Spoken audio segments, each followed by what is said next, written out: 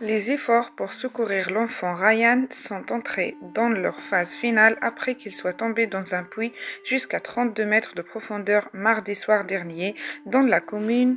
de Tamraout, dans la province de Chefchaouen. Des sources du site ont déclaré que le processus de forage vertical pour créer un trou parallèle au puits dans lequel Ryan est tombé est presque terminé avec une approche de la profondeur parallèle à l'emplacement de l'enfant de 5 ans qui a été à l'intérieur du puits pendant plus de 60 heures. Les ingénieurs topographiques ont localisé Ryan en préparation du début du creusement manuel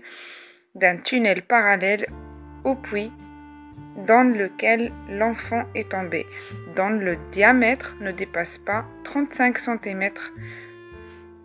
Hier, jeudi soir, les autorités locales ont apporté d'énormes tuyaux qui serviront au creusement manuel d'un tunnel de 3 mètres reliant l'immense trou parallèle au puits et l'emplacement de l'enfant, en raison de la fragilité du sol de la zone et pour s'assurer que le sol ne s'effondre pas sur Ryan. Les travaux d'excavation par plusieurs bulldozers ont été interrompus pendant un certain temps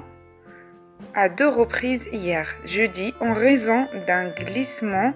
de terrain dans la zone d'excavation. En retour, Ryan a reçu de l'oxygène et de l'eau par des tubes pour le maintenir en vie.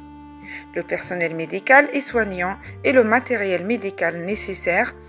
ont été recrutés sur place en vue des premiers